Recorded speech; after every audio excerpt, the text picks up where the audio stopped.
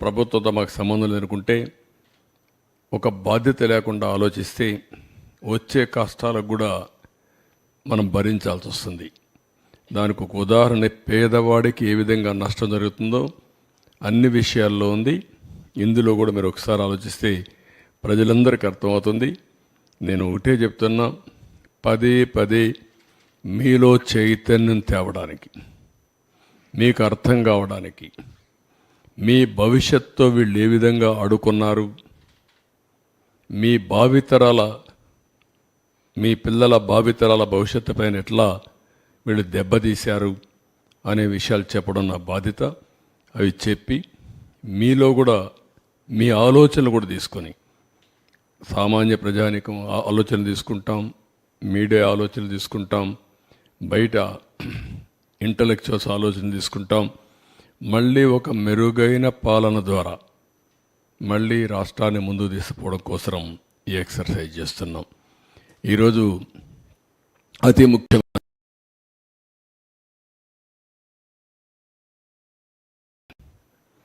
Current లేనిదే ఈరోజు ఎవ్వరి జీవితాలు కూడా, ప్రతి ఒక్కరి జీవితాలు, ప్రతి ఒక్క రంగం పవర్తో ముడిపడి ఉంది, విద్యుత్ శక్తితో ముడిపడి ఉంది.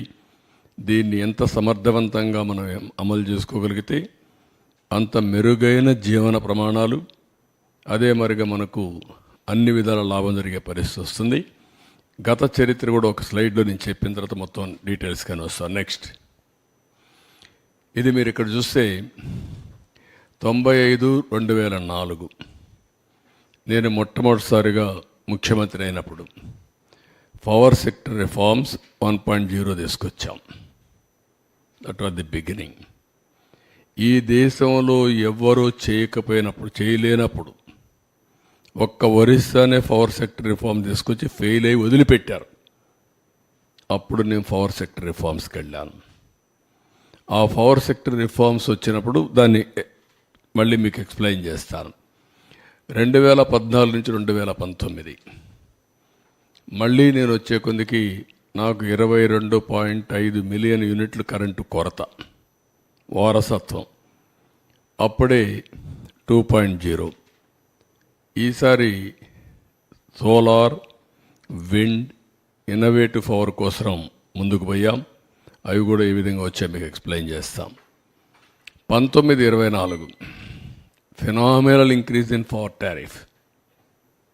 నేను ఎన్నికల ముందు చెప్పాను, కరెంటు ఛార్జీలు పెంచకుండా వినూత్నమైన ఆలోచనలతో ఏ విధంగా చేయాలనో చేసి చూపిస్తానని చెప్పాను. వీళ్ళు వస్తానే విపరీతంగా పెంచేశారు. ఇంకొక పక్కన ఏదైతే 19-24లో అప్పులు కూడా విపరీతంగా పెరిగిపోయినాయి. 1,29,000 కోట్ల రూపాయలు అప్పు ఉన్నాయి ఇప్పుడు. నేను డీటెయిల్స్ మీకు ఎక్స్ప్లెయిన్ చేస్తాను. ఇంకా ఎక్కువ అవుతాయి. ఇంకొక పక్కన 19-24 ఇన్ఎఫిషియెంట్ గవర్నెన్స్ వల్ల ఒక చేతగాని వ్యక్తి, ఒక అహంకారంతో విర్రవీగే వ్యక్తి వ్యవస్థల్ని ఏ విధంగా నాశనం చేస్తాడో ఇందులో మీరు చూస్తారు.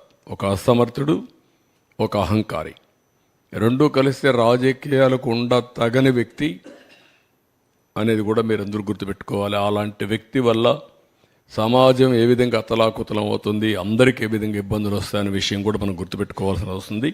మీరు ఈ ఫ్యాక్ట్ చూస్తే రాష్ట్రంలో ఉండే ప్రజలందరినీ కోరుతున్నాం, రాగద్వేషాలకు అతీతంగా ఆలోచించండి.